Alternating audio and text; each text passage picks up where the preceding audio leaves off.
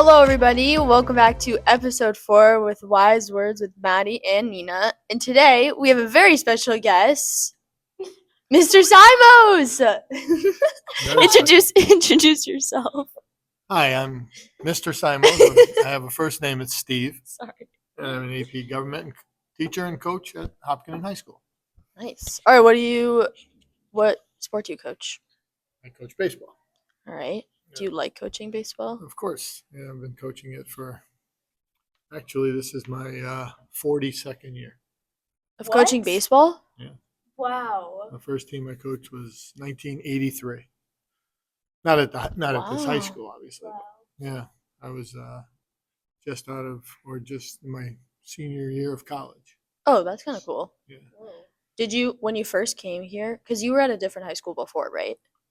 I coached at Westwood High for a year, but not as a teacher. When I came here as a teacher, Did you immediately start coaching baseball when you came here? I coached here before I taught here. Oh, So, wait, that's cool. Yeah. Yeah. So that's what landed me the job as a teacher. So, No, you're pretty smart. okay, thank you. Really smart.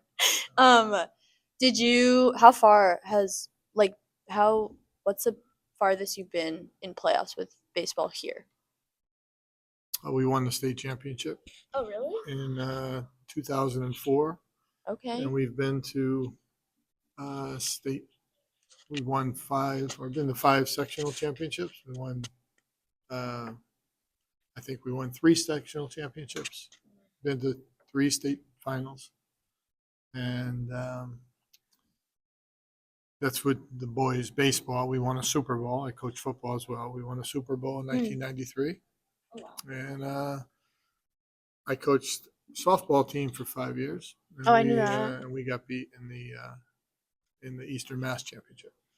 Mm. So we've had a lot of good success. What was the difference between coaching baseball versus softball? Good question. The ball's bigger. Well, no, I meant. Oh, the coaching? Yeah. I loved coaching the girls for 5 years. It was great. I found that they had a lot more trust than the boys. They just kind of inherently trusted what you were teaching them. And there's an old saying that when you kind of call out a girls' team, they all think you're talking about them. Yeah, it's When true. you call out a boys' team, they all think you're talking about the guy next to them. So I found that to be pretty true. Yeah. And it was good. It was a good growing experience for me. I really liked it. 5 years. What made you want to start coaching high school sports, and why have you stuck with it so long?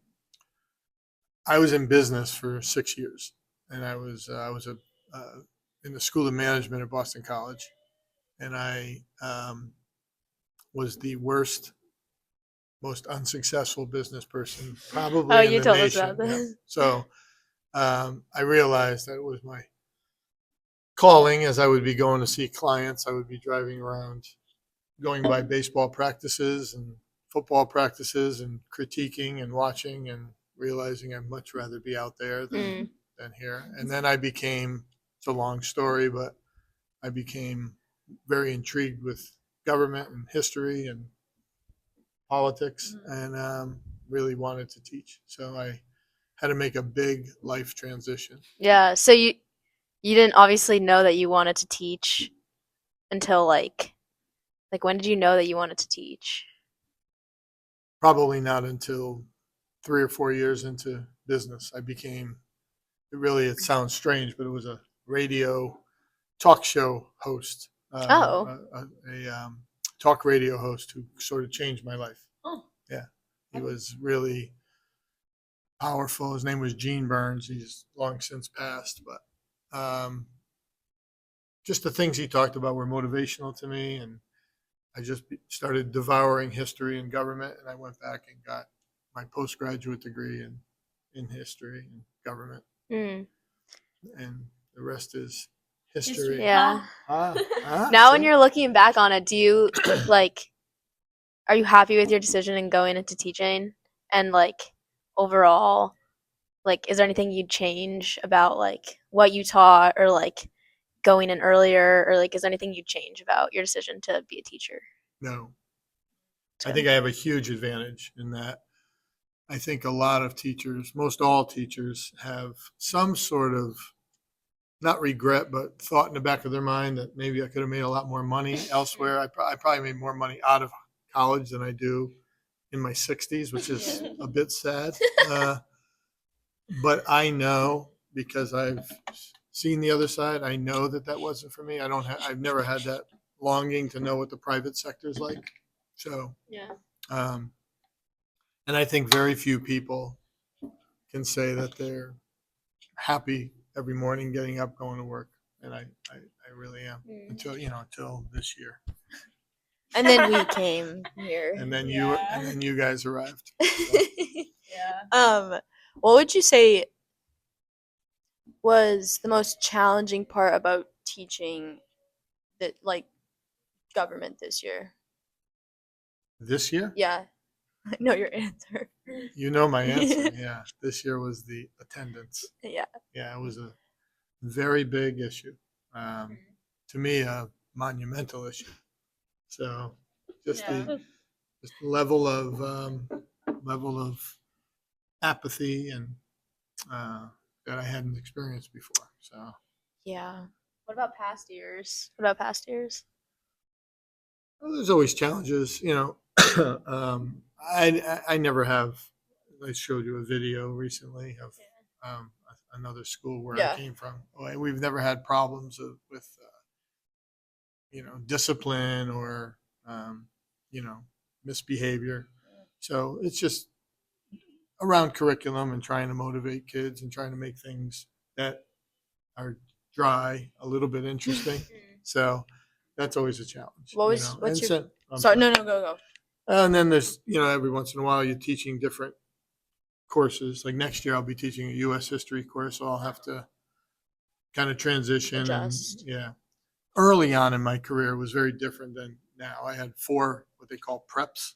Mm-hmm. So I was teaching 4 different sections and courses. Things I knew, I took world geography, and like I said, I've never been farther than Millis. So that was early on in my career, where younger teachers used to get put upon a lot more than they are now. Yeah. If you were younger, you didn't pay your dues, you got to teach more uncomfortable subjects and more difficult schedules, which is kind of the opposite of the way it should be. Younger teachers are less experienced. Yeah. They probably should have an easier load. But now that I'm an older teacher, I wish they would have a harder load and I would have an easier load. So, but it's been a relatively smooth career. What would you say was your most favorite thing that you've taught besides AP Gov? U.S. history too. Yeah. I really love teaching civil rights Mhm. and the 60s and World War II. My dad was a World War II vet. I enjoy that. Oh, So I'll wow. get to teach that next year. So Yeah. World War II was the most interesting, I feel like, that I learned about in AP US history. Not AP, yeah, APUSH.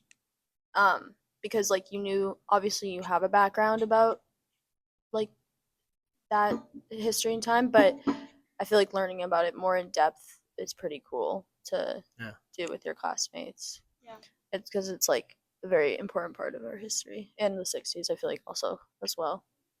What would you say the biggest difference between when you first started teaching versus now? Like what's so different about it? the school, night and day, it's completely different. My first graduating class, 93, had 52 kids in it. And Wow. yeah, now I have 52 kids in periods 1 and 2. Yeah, we had, it was incredible. We had 16 seniors playing on our football team that won the Super Bowl. I think there were only 17 in that class. So it was completely different. I knew every student's name. I knew every kid in the school. I had every kid in the school. So it was completely different. Yeah, so it was wow. much more personal. Now I walk the halls. I really don't know anybody but the kids that I have. I don't know kids until they're seniors. So it's much more less personal, much more disconnected, which is the nature of the community's size, growth. Yeah. You know. What like first brought you to Hopkinton? Because you were at Westwood before. What brought you to Hopkinton, and what's made you stay all this time? I was brought to Hopkinton by absolute luck. Um, I was I got a job coaching baseball in Westwood, and they had a rule that if a teacher was qualified for the position, they had to, by contract, get that position. So I was still in graduate school. Mm. So after my first year there, I enjoyed it. They said, you could stay on as a volunteer, but there's no head coaching position for you. So I didn't have a position again. And I didn't have a big name here athletically. In Connecticut, I had some opportunities to coach, but because I was more of a known commodity, but here I had nothing. So a friend of mine saw in what used to be called the Middlesex News that there was a job opening in Hopkinton. I knew nothing about Hopkinton. I came here, I applied to be the JV coach. Circumstances happened. They offered me the head coaching job, and I took it. And then it was time for me I did my student teaching here, and it was time for me to seek a head coaching job. A teaching job, and I was hired by Medway, and they wanted me to go over there and coach and teach in Medway because there were no jobs here. The school was so small, and the superintendent asked me to trust him and stay, and he would find me something. And for whatever reason, I did, even though my wife wasn't overly happy with turning down our only job offer. I came here, and he gave me world geography, 7th grade, which would not have lasted. I would not be here today if that didn't change. So that's how it started, and I've loved the community. Yeah. And then 23 years ago or so, we moved into the town. So it's where my kids were raised, and it's been great. One of my sons went here. Oh. So Where'd the other go? my older son went to Zavarian. Oh. Yeah. Really? Oh, nice. Wait, I had a question and I lost it. Okay, you asked Okay. how many children do you have? I have 2 sons. 2 sons. They both play baseball in college? They did. They did. So Did they graduate already? Yep. Oh, wow. So my older son went to Zavarian, Mm-hmm. and he played baseball at West Point. Oh, cool. He graduated in 2021, and he's in his 4th year of service. Living. Yeah. So he completes his military service in a year. He'll probably stay in a little bit longer and go to law school. Yeah. My younger son played for me here, and then he went to Bowdoin, and My dad went. nice, Yeah. awesome, yeah. So he went to Bowdoin and played there, and he was a captain there. And he had some offers to play a 5th year at Northeastern Georgetown, but he sustained a pretty bad injury his senior year. Yeah. And he ended up going to do his master's degree at Johns Hopkins, and he graduates Wednesday. Yeah. Both your kids are so You're smart. going to Princeton. I know, but You don't have to be, right? You don't have to be smart. Well, Wait, but if he's going to Johns Hopkins for his master's, didn't he just that didn't have to do with baseball? No. So he just got into Johns Hopkins. Yeah. That's like He snuck in. that's crazy. My cousin went there. That's a really good school. what does he do? What is he getting his master's in at Johns Hopkins? It's a school of public health. He's interested in clinical psychology.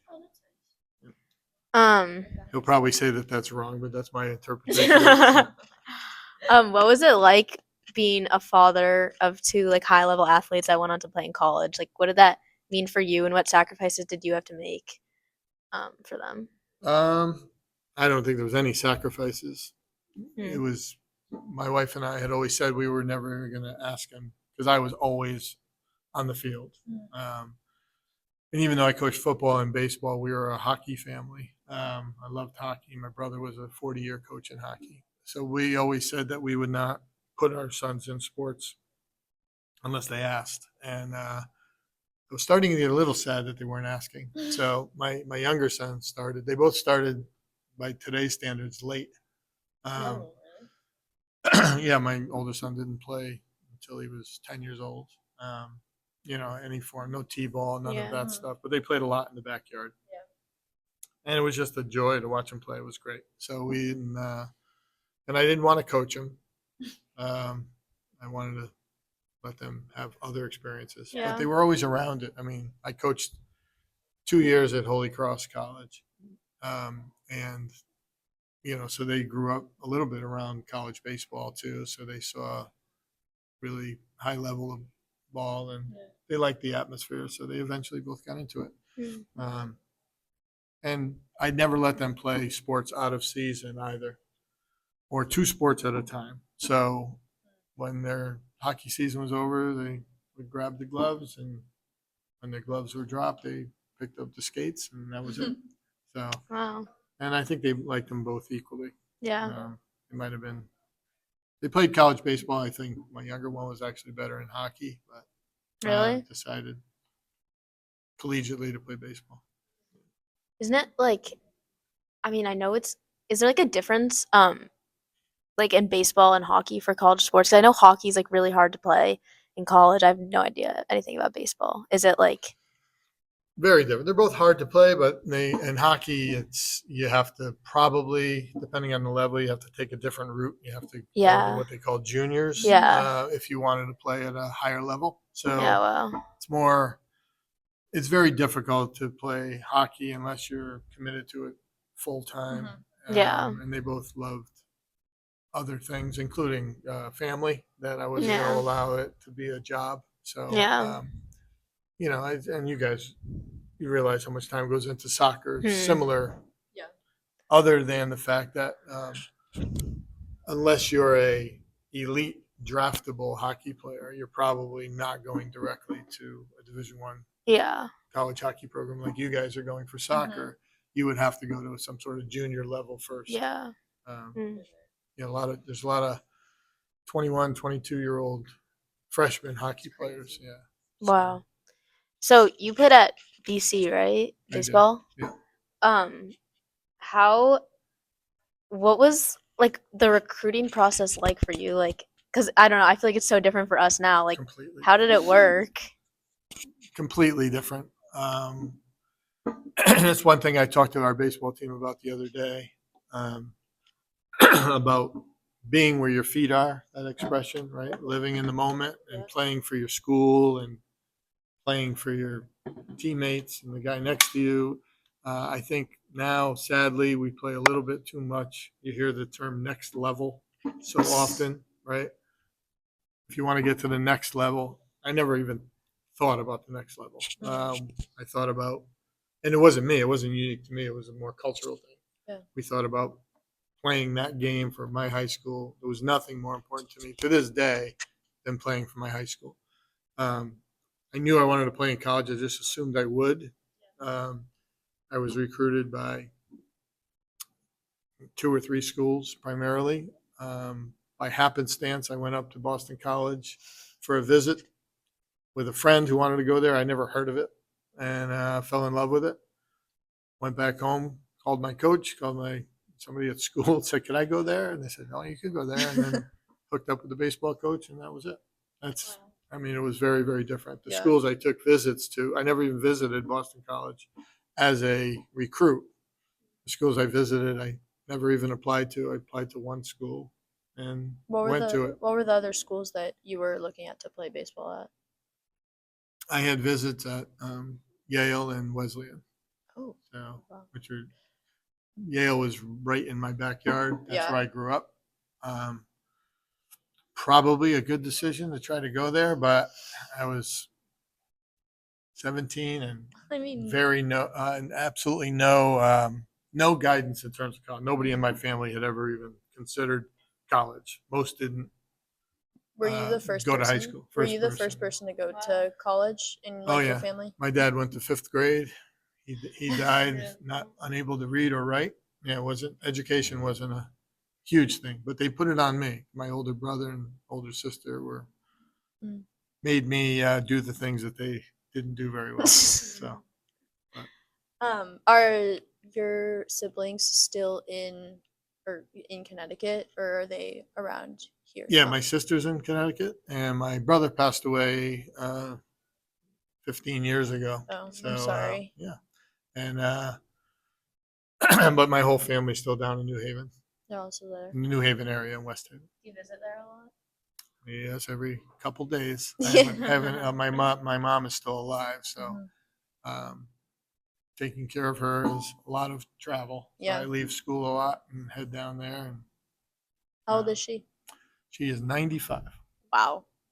Yeah, Wow, good. She's a strong lady right there. she's a strong lady, strong-willed lady. Yeah. Yes. Do you feel like um do you feel like you've learned a lot from her with her, like how you grew up and what she's done for you? Do you feel like you've applied that to like your daily life now?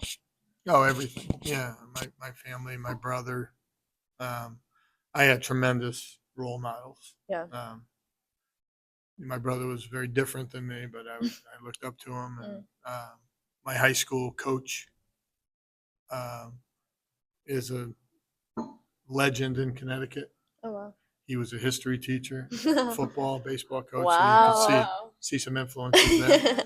Wow. And he and I are still, he's 77 years old. He and I are still close friends. Talked to him yesterday. Yeah.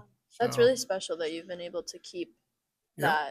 that Yeah, relationship. I'm still in he's down in Connecticut, but his oldest son, his only son, is in Medfield, has 9 kids, and I work with some of the kids. 9 kids. Yeah, Wow. they're Medfield family. Wow. So I'm still in touch with them. Yeah, it's great. Oh my gosh. Wait, that's really cool. Mm.